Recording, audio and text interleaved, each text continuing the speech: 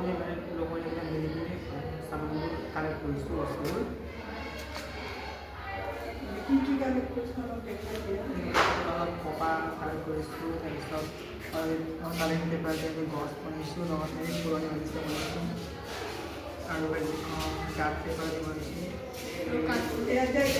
কপা দেখিছোঁ, সেই কপাহেৰে কি বুজাইছা? এই কপাৰ যেনেকৈ মেঘ বুজাইছে আৰু এইবোৰ বৰষুণৰ টোপাল। এতিয়া অলপ ভালদৰে বুজাই দিয়াচোন। কি মানে কেনেকুৱা কি বুজাইছা, কেনেকুৱা একো ধৰিব পৰা নাই। তোমালোকৰ কোনোবাই যদি বুজাই দিয়া বস্তু।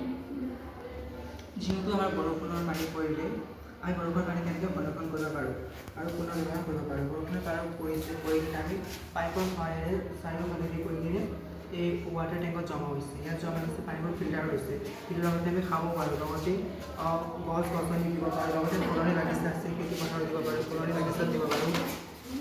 তাৰ লগত যেনে এইটো কৰাৰ উদ্দেশ্য হৈছে যে মানুহে কিছুমানে পানীবোৰ অপব্যৱহাৰ কৰে, যিটো অপব্যৱহাৰ নকৰাৰ কাৰণে পানী আমি সংৰক্ষণ কৰিব লাগে, সেইবাবে এই মডেলটো বনাইছোঁ।